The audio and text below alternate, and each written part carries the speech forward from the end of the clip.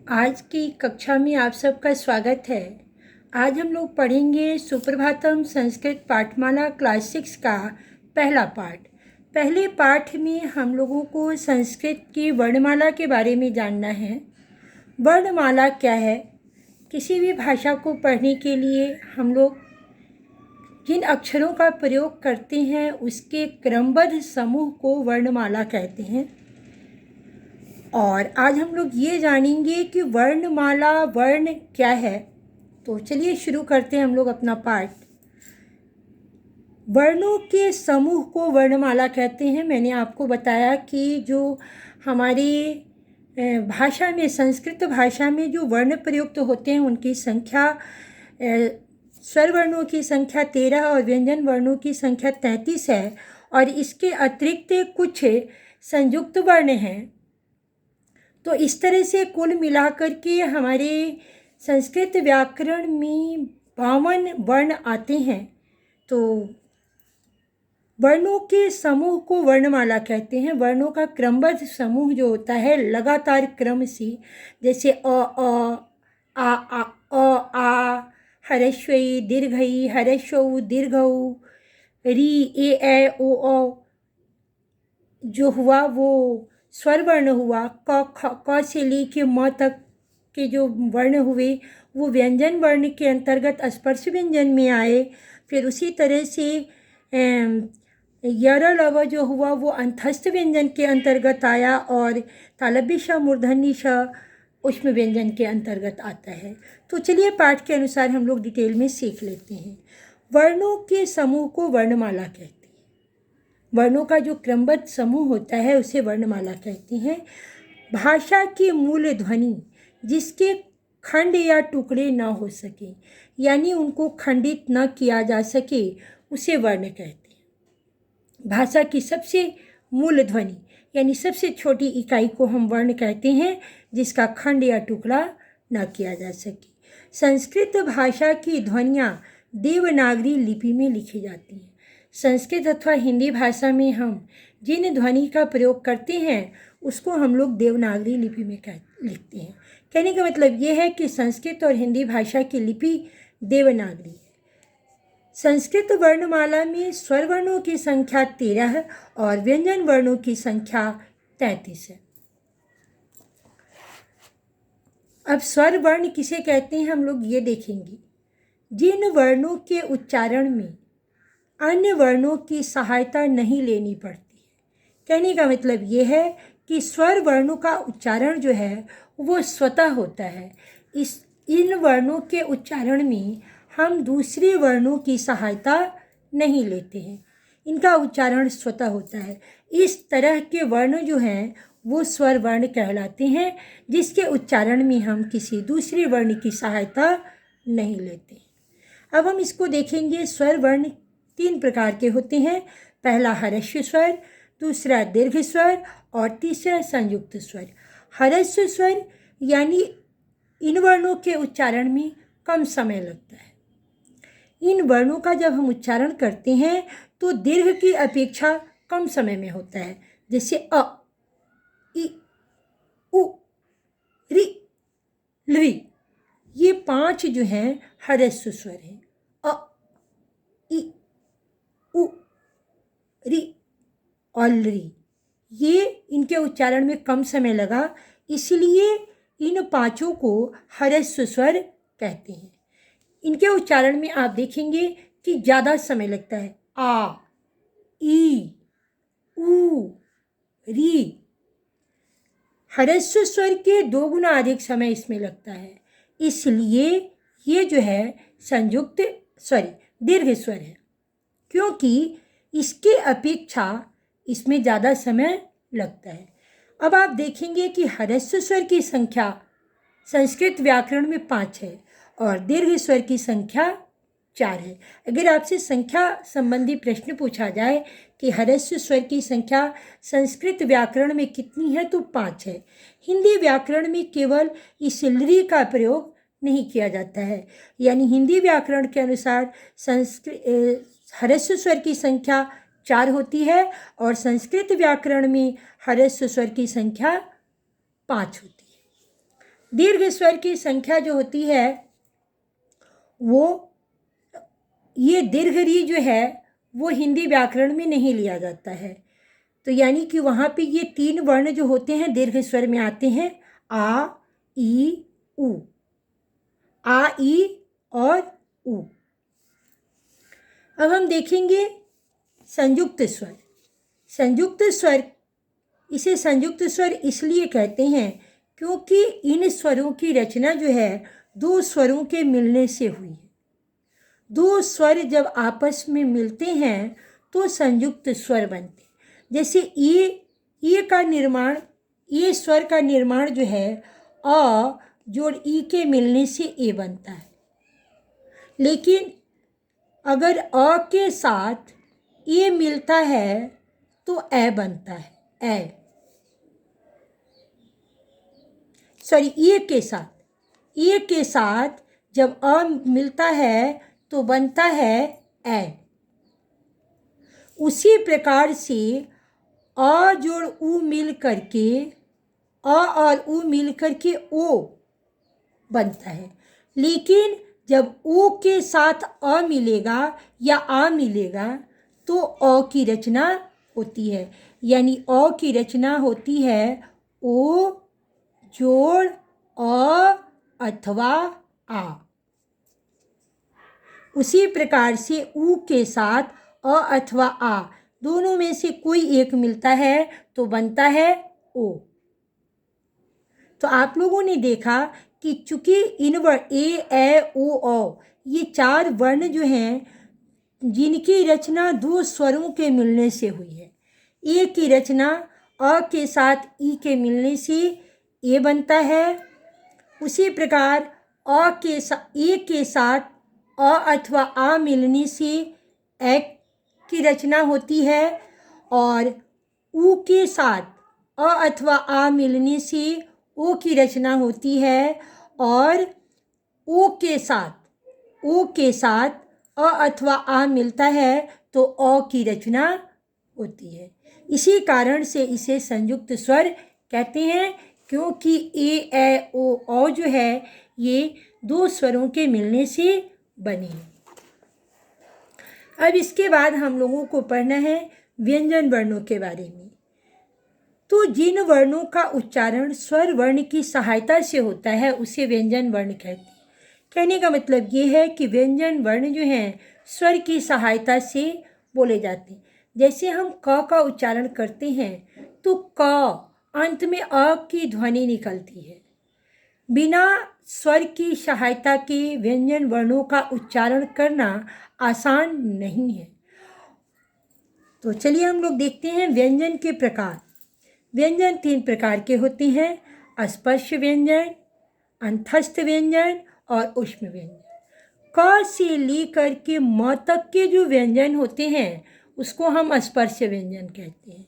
य, र, ल, व ये अंतस्थ व्यंजन है और तालव्य श, मूर्धन्य स, दंत स, ह ये ऊष्म व्यंजन है। अब इसके बारे में हम यहाँ पर डिटेल में पढ़ेंगे। स्पर्श व्यंजन में क से लेकर के म तक की ध्वनि आती है क्योंकि इन वर्णों का उच्चारण जो है हमारे मुंह के जो स्वर तंत्र होते हैं जिनके आपस में टकराने से ध्वनियाँ निकलती हैं उनके आपस में स्पर्श करने के कारण क से लेकर के म तक की ध्वनियों का उच्चारण होता है। अब आप देखेंगे क का जब हम उच्चारण करते हैं तो क, ख, ग, घ और अंग इन 5 ध्वनियों का उच्चारण करते समय ध्वनि हमारे कंठ से निकलती है। चूँकि इन वर्णों का उच्चारण स्थान कंठ है इसलिए इसको हम लोग कंठ वर्ण कहते हैं। और चूँकि इस वर्ग में 5 वर्ण आते हैं क, ख, ग, घ और अंग और इसका पहला अक्षर क है इसलिए इसे कवर्ग के अंतर्गत रखा जाता है। कवर्ग कहने का मतलब होगा इसमें आने वाले ये 5 वर्ण। अगर आपसे पूछा जाए कि ख किस वर्ग का है तो आप कहेंगे कि ख जो है क वर्ग का है। अंग किस वर्ग का है तो अंग क वर्ग का है। तो वर्ग के आधार पर प्रथम अक्षर के आधार पर इसका वर्गीकरण किया गया है। जैसे क ख ग घ अंग का पहला वर्ण क है तो क वर्ग, च छ ज झ ञ का पहला वर्ग च है तो च वर्ग, ट ठ ड ढ अण का पहला वर्ग ट है तो ट वर्ग, त थ द ध न का पहला वर्ग त है तो त वर्ग, प फ ब भ म को का पहला वर्ग जो है प है, इसलिए प वर्ग। तो आप समझ गए होंगे कि वर्ग के पहले अक्षर के आधार पर वर्ग का वर्गीकरण किया गया है। क वर्ग, च वर्ग, ट वर्ग और प वर्ग। ये क्या है? स्पर्श व्यंजन है। क वर्ग, च वर्ग, ट वर्ग और प वर्ग ये स्पर्श व्यंजन है और प्रत्येक वर्ग में 5 वर्ण आते हैं, इसलिए स्पर्श व्यंजन की संख्या 25 है। स्पर्श व्यंजन की संख्या जो होती है वो 25 होती है। प्रत्येक वर्ग में 5 वर्ण हैं। अब हम लोगों ने देखा कि क ख ग घ अंग का उच्चारण कंठ से होता है, इसलिए क ख ग घ अंग को कंठ वर्ण कहते हैं। उसी प्रकार जब हम च छ ज झ का उच्चारण करते हैं तो हमारी जीभ जो है तालु से स्पर्श करती है, यानी दांत के ऊपर वाले हिस्से से टच करती है। आप इसका उच्चारण करके देखेंगे, आपको पता चलेगा कि हमारी जो जीभ है, च जब हम बोलते हैं तो दांत के ऊपर वाला पोर्शन जो है, अंदर वाला भाग, उसे हम तालु कहते हैं, उससे स्पर्श करती है। इस कारण च वर्ग जो है तालव्य वर्ण कहलाता है। इसको हम लोग कहते हैं क्या? तालव्य। चूंकि इसका उच्चारण तालु, जीभ के तालु में सटने से होता है। च वर्ग का उच्चारण जीभ के तालु में स्पर्श करने से होता है, इसलिए च छ ज झ ञ को तालव्य वर्ण कहते हैं। ये वर्णों का उच्चारण स्थान है। ट वर्ग का जब हम उच्चारण करते हैं तो जीभ जो है मुंह के एकदम ऊपरी वाले हिस्से यानी मूर्धा में स्पर्श करती है। ट, आप उच्चारण करके देखेंगे कि आपकी जीभ कहाँ स्पर्श कर रही है। वो हिस्सा जहाँ आपकी जीभ स्पर्श कर रही है मूर्धा कहलाता है। ट, ठ, ड, ढ और अण, इसलिए ट ठ ड ढ अण को मूर्धन्य वर्ण कहते हैं।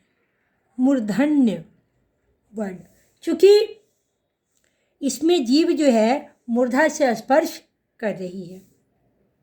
तवर्ग का जब हम उच्चारण करते हैं तो हमारी जीभ जो है दांत को स्पर्श करती है। त, थ, द, ध, न, इन 5 वर्णों का उच्चारण करते समय जीभ हमारी दांत से स्पर्श करती है, इसलिए तवर्ग को दंत वर्ण कहते हैं, चूँकि इसका उच्चारण दांत से होता है।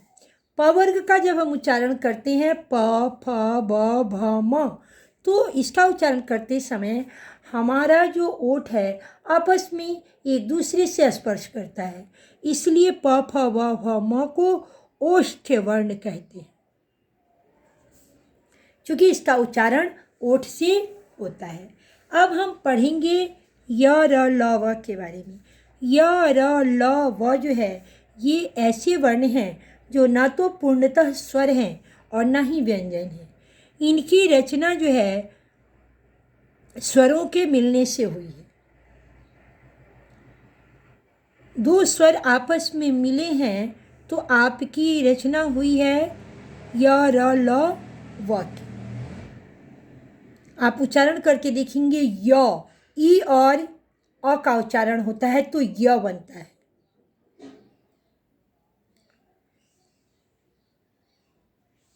उसी प्रकार से उ और अ का जब उच्चारण होता है तो व बनता है। उ के साथ अ अथवा व मिलेगा तो बने अ अथवा आ मिलेगा तो बनेगा उ। आप संधि करते समय ये नियम आपको आता है, इति जोड़ आदि, ई के बाद आ आया तो ई जो है य में बदल जाता है तो हो जाती है संधि आपकी इत्यादि। तो आप ये जानेंगे, यहाँ पे संधि के नियमों में आपको ये चीज़ क्लियर किया जाएगा। यहाँ आप ये जानेंगे कि य, र, ल, व जो है वो अंतस्थ व्यंजन है। ये ना तो पूरी तरह से व्यंजन है और ना ही स्वर है, ये बीच की ध्वनि है। इसी कारण से इसको अर्ध स्वर कहते हैं। अब तालव्य श, मूर्धन्य स, दंत स की बारी आती है। तालव्य श, मूर्धन्य स, दंत स, ह ये ऊष्म व्यंजन कहलाते हैं, क्योंकि जब हम इनका उच्चारण करते हैं तो हमारी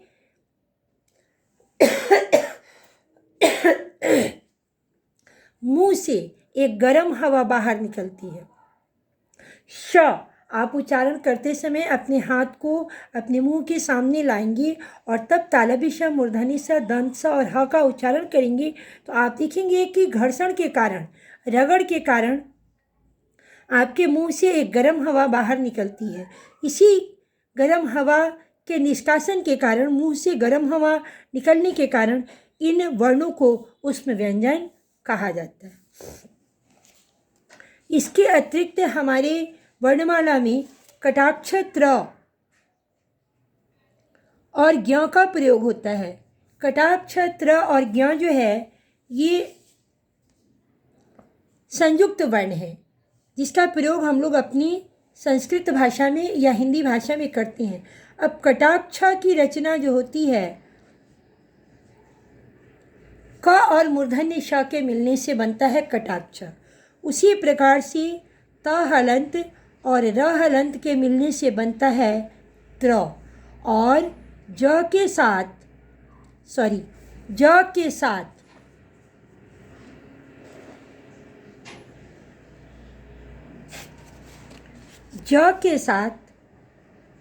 जब ञ मिलता है तो बनता है ज्ञ। ज के साथ ञ के मिलने से ज्ञ बनता है। इस कारण कटाक्ष त्र और ज्ञ को संयुक्त व्यंजन कहते हैं। इसको हम लोग कहते हैं क्या? संयुक्त व्यंजन, जिसका प्रयोग हम लोग अपनी हिंदी और संस्कृत भाषा में करते हैं। इसके अतिरिक्त अनुस्वार और विसर्ग, अंग और अह का जो हम लोग प्रयोग करते हैं अपनी भाषा में, इसको अयोग्य वाह वर्ण कहते हैं, क्योंकि ये जो है न तो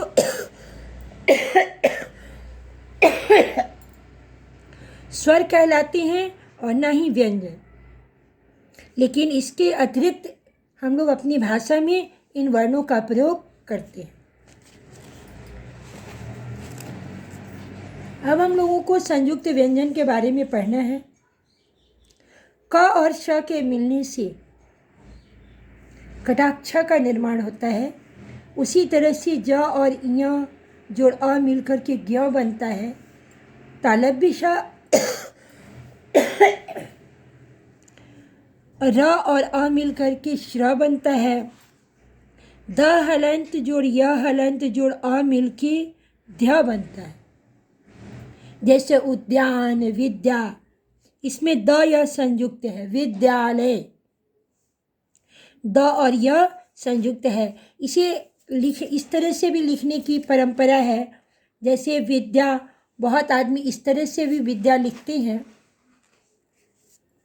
द के नीचे हलंत। लेकिन जब हम संयुक्त अक्षर के रूप में लिखेंगे तो इस प्रकार से लिखा जाएगा। उसी प्रकार से प हलंत जोड़ र हलंत जोड़ आ मिल के प्र बनता है। प हलंत जोड़ र हलंत जोड़ आ प्र।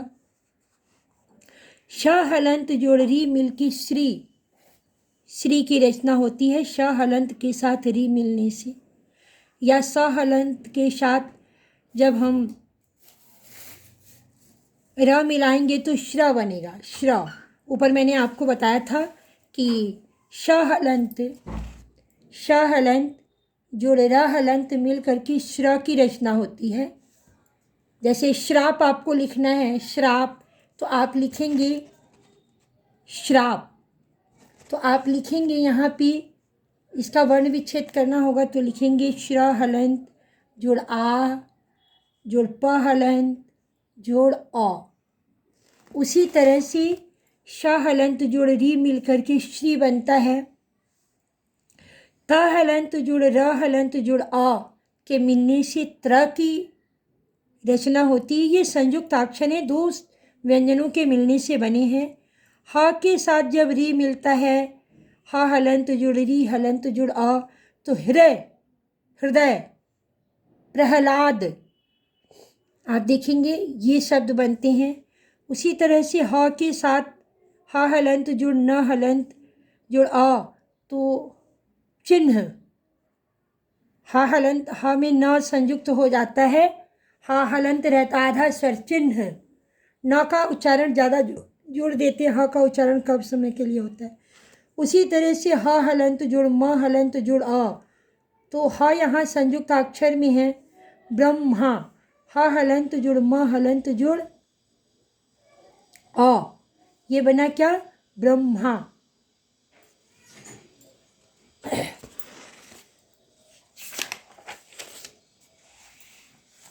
अब यहाँ हम लोग वर्ण संयोजन और वर्ण विच्छेद को देख लेते हैं। वर्ण संयोग, वर्णों को आपस में जोड़ करके शब्द बनाना वर्ण संयोग कहलाता है।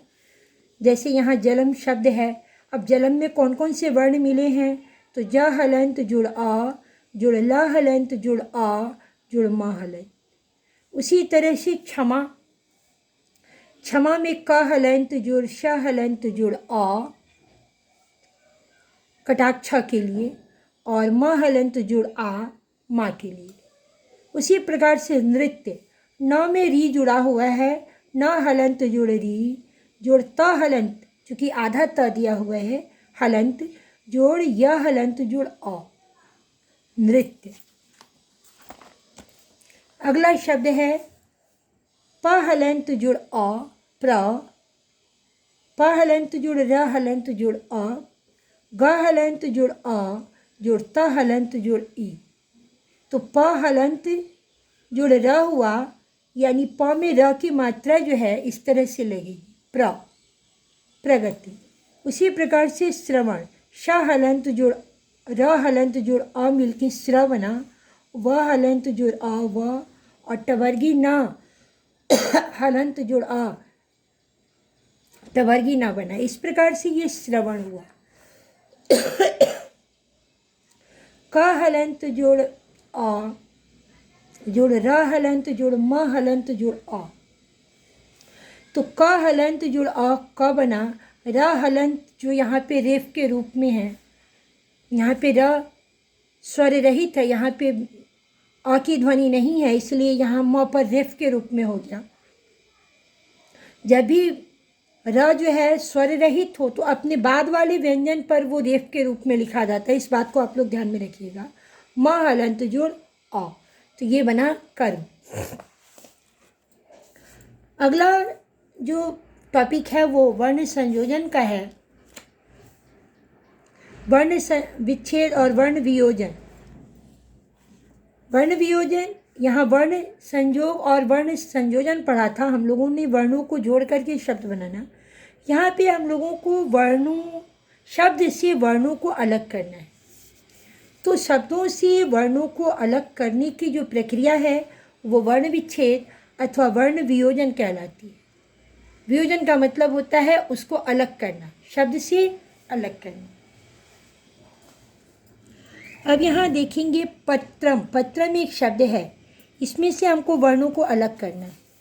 प हलंत जोड़ अ हलंत जोड़ त हलंत जोड़ अ र हलंत जोड़ अ जोड़ म हलंत, प हलंत जोड़ अ प, त हलंत जोड़ र हलंत त्र और जोड़ म हलंत। उसी प्रकार से व हलंत जोड़ ई वी, द हलंत जोड़ य हलंत जोड़ आ ध्या, ल हलंत जोड़ अ ल, और य हलंत जोड़ अ य, विद्यालय। परीक्षा में देखेंगे प हलंत जोड़ अ प, र हलंत जोड़ ई री, और क हलंत जोड़ श हलंत जोड़ आ, परीक्षा। उसी प्रकार से श्रीमती, श हलंत जोड़ र हलंत जोड़ ई, आप देख रहे हैं श्र में दीर्घ ई की मात्रा है, श हलंत जोड़ र हलंत जोड़ ई जोड़ म हलंत जोड़ अ जोड़ त हलंत जोड़ ई, श्रीमती। च हलंत जोड़ ई ची, त हलंत जोड़ र हलंत जोड़ अ त्र, चित्र।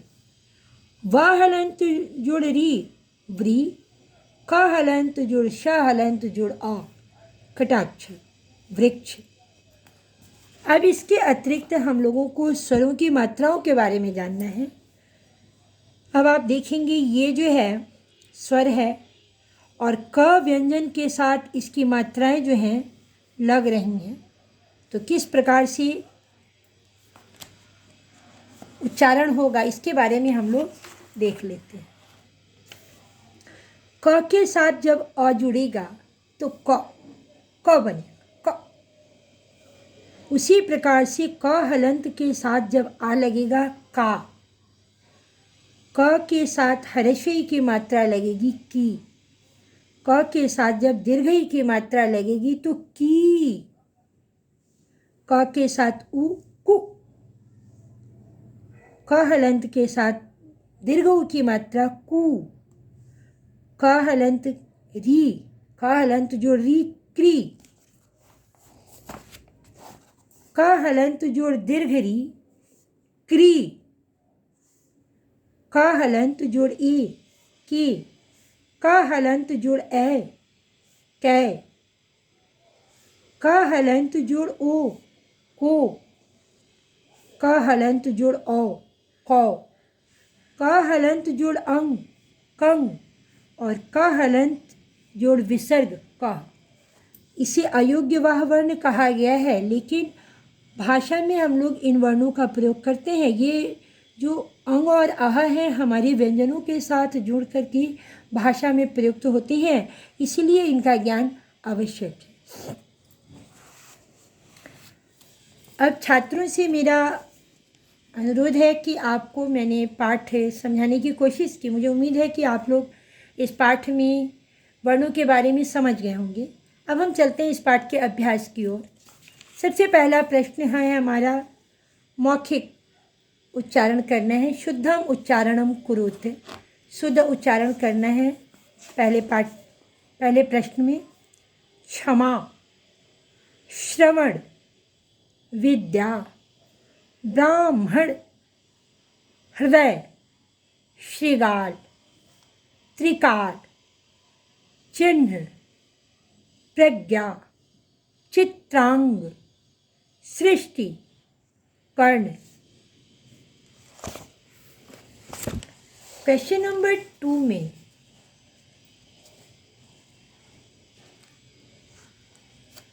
चिंतयित्वा वदत्, सोचकर बोलना है। स्वर किसे कहते हैं? अभी अभी हम लोगों ने पढ़ा कि जिन वर्णों का उच्चारण करते समय हम किसी दूसरे वर्ण की सहायता नहीं लेते हैं, उसे स्वर वर्ण कहते हैं। जिसमें कि अ, आ, हर्षई, दीर्घई, हर्षौ, दीर्घऊ, री, ली, दीर्घ री, ए, ओ, औ, इतने वर्ण आते हैं। इसकी संख्या 13 है। संस्कृत व्याकरण में 13 और हिंदी व्याकरण में 11 है। क्वेश्चन नंबर 2 है कि संयुक्त व्यंजन, संयुक्त 5 अक्षर बताइए। संयुक्त व्यंजन के 5 अक्षर आपको बताने हैं। तो सबसे पहले यहाँ पे संयुक्त अक्षर में आप देखेंगे कि कटाक्ष आता है, त्र आता है, ज्ञ आता है, श्र आता है, और आप यहाँ पे प्र लिख सकते हैं, ये भी संयुक्त अक्षर में आता है।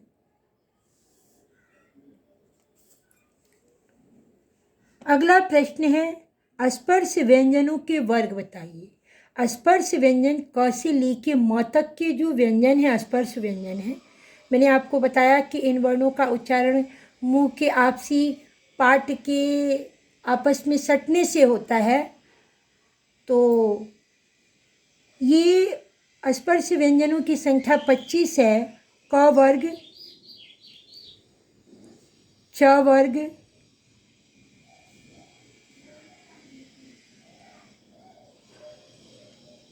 ट वर्ग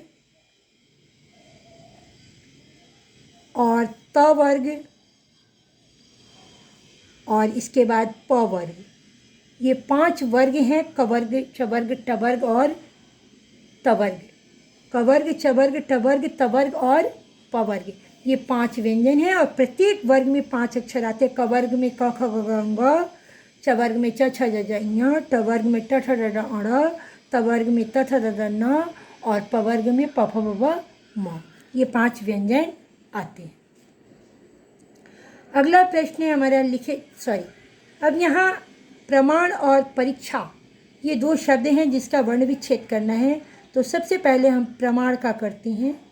प्रमाण में आप देखेंगे कि प हलंत जोड़ रा जोड़ अ जोड़ म हलंत जोड़ आ जोड़ टवर्गी न हलंत जोड़ अ। उसी प्रकार से परीक्षा में देखेंगे, परीक्षा, इसमें आप देखेंगे कि प हलंत जोड़ अ जोड़ र हलंत जोड़ दीर्घ ई जोड़ क हलंत जोड़ श हलंत जोड़ आ। परीक्षा। इस प्रकार से ये दोनों जो हैं प्रमाण और परीक्षा का वर्ण विच्छेद है। इससे हम लोगों ने वर्णों को अलग किया। अगला प्रश्न है, लिखित शुद्धम विकल्पम चित्वा रिक्त स्थानानि पूरयेत्। सही विकल्प चुन करके रिक्त स्थानों की पूर्ति करनी है। संस्कृत वर्णमाला में व्यंजन वर्णों की संख्या कितनी है? आपसे व्यंजन वर्णों की संख्या पूछ रहा है। तो संस्कृत वर्णमाला में व्यंजन वर्णों की संख्या 33 है। 33 है। 25 स्पर्श व्यंजन और 4 अंतस्थ व्यंजन और 4 ऊष्म व्यंजन, इस प्रकार से 33 वर्ण है। उसके बाद है तालव्य मूर्धन्य स दंत स ह को कौन सा व्यंजन कहते हैं? तालव्य मूर्धन्य स दंत स ह का जब हम उच्चारण करते हैं तो मुंह से गर्म हवा बाहर निकलती है, इसलिए इसे ऊष्म व्यंजन कहते हैं। तीसरा वाला ऑप्शन आपका सही हो। ज्ञ संयुक्त स्वर कौन है? संयुक्त स्वर, अब आपको इसमें से संयुक्त स्वर करना है, चुनना है। तो दीर्घ ई और दीर्घ ऊ ये दीर्घ स्वर है, लेकिन ये जो है ये संयुक्त स्वर है, क्योंकि एक ही रचना 2 स्वर के मिलने से हुई है, इसलिए यहाँ पे होगा ए। अगला प्रश्न है, व्यंजन के प्रकार होते कितने प्रकार? व्यंजन के 3 प्रकार हैं, स्पर्श व्यंजन, अंतस्थ व्यंजन और ऊष्म व्यंजन। क्वेश्चन नंबर 2 में निम्नलिखित वर्णेषु स्पर्श अंतस्थ ऊष्म व्यंजनानि पृथक कुरु। ये जो वर्ण दिए गए हैं इसमें से स्पर्श व्यंजन, अंतस्थ व्यंजन और ऊष्म व्यंजन को अलग करना है। तो स्पर्श व्यंजन में ये 4 वर्ण आते हैं, ख, न, ट और फ। ख, न, ट और फ। उसी प्रकार से अंतस्थ व्यंजन में र, व, य और ल। ऊष्म व्यंजन में दंत श, मूर्धन्य श, तालव्य श और ह। ये मैंने आपके यहाँ जो शब्द दिए गए उसके आधार पर मैंने यहाँ पे सजाया है।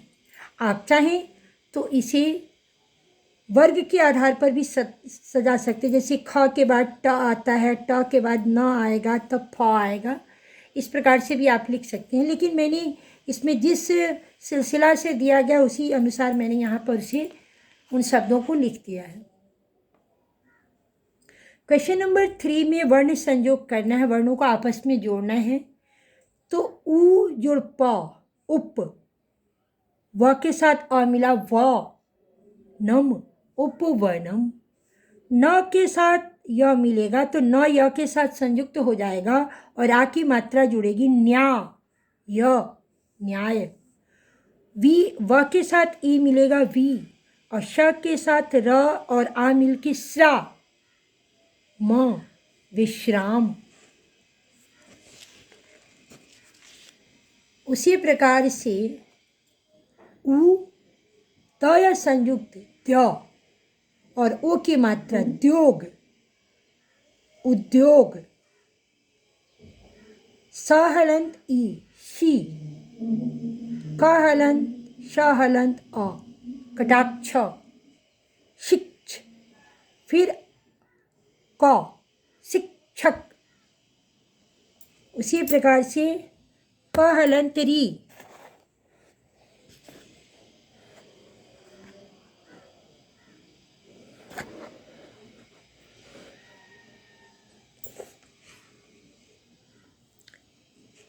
क हलंत जोड़ री, जुड़ श हलंत जुड़ अ जुड़ क हलंत जुड़ अ, कृषक।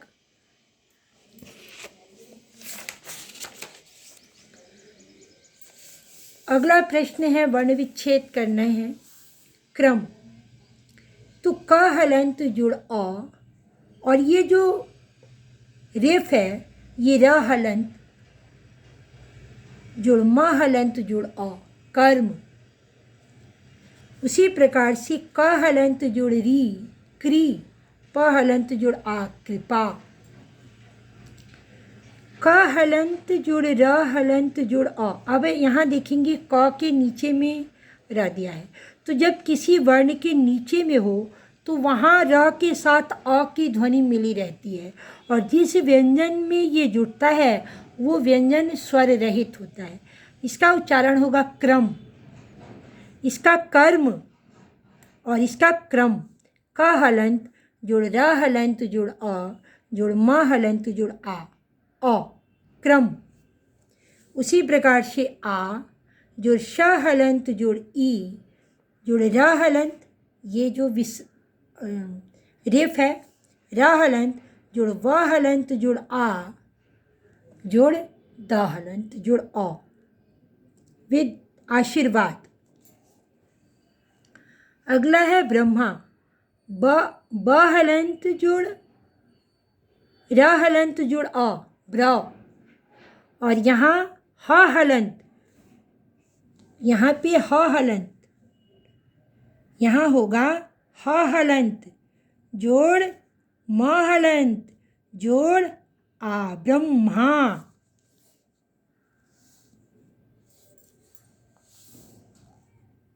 ह हलंत जुड़ म हलंत जुड़ आ, ब्रह्मा। ब हलंत जुड़ र हलंत जुड़ अ, ब्र। ह हलंत जुड़ म हलंत जुड़ आ, माँ ब्रह्मा। उसी प्रकार से दर्पण, द हलंत जुड़ अ जुड़ र हलंत, ये जो रेफ है र हलंत जुड़ प हलंत जुड़ अ जुड़ टवर्गी न हलंत जुड़ अ, दर्पण। अगला प्रश्न है वर्णों के मेल से शब्द बनता है, इससे हमें क्या शिक्षा मिलती है। आपस में वर्ण मिलकर के शब्द बनाते हैं, तो इससे हमें शिक्षा मिलती है मिलजुल कर रहना, अलग रहना या दूसरों का बुरा करना। तो मिलने से पावर जो है मजबूत हो जाता है, इसलिए वर्णों के आपस में मिलकर शब्द बनना जो है हमें सिखाता है कि हमें मिलजुल कर रहना चाहिए। अब हम लोग इसका रचनात्मक अभ्यास देख लेते हैं। सबसे पहले क्रीडकानी, क्रीडकानी का मतलब होता है खिलौना, तो हम इसे खिलौने से मैच करेंगे, क्रीडकानी। उसी प्रकार से विद्यालय, विद्यालय, इसको हम विद्यालय से मैच करेंगे। पाकशाला, पाकशाला का मतलब होता है रसोई घर, तो इसे हम रसोई घर पाकशाला से मैच करेंगे। सरोवर, सरोवर मतलब तालाब, तालाब से मिला देंगे। और जंतुशाला, जंतुशाला का मतलब होता है चिड़ियाघर, तो चिड़ियाघर को हम चिड़ियाघर से मिलाएंगे। इस प्रकार से आपका ये चैप्टर कंप्लीट हुआ। बहुत सारे बच्चों ने कमेंट किया था कि मैम पहले चैप्टर का वीडियो आपने अपलोड नहीं किया है। मुझे उम्मीद है कि आपके लिए मेरा यह प्रयास बहुत ही फ़ायदेमंद होगा। अगर आपको ये वीडियो पसंद आए तो आप इसे लाइक कीजिएगा, कमेंट करिएगा और इसे ज़्यादा से ज़्यादा लोगों में शेयर करिएगा, ताकि लॉकडाउन में जो आपकी कक्षाएं नहीं हो रही हैं तो आप इसका अधिक से अधिक फ़ायदा उठा सकें। धन्यवाद।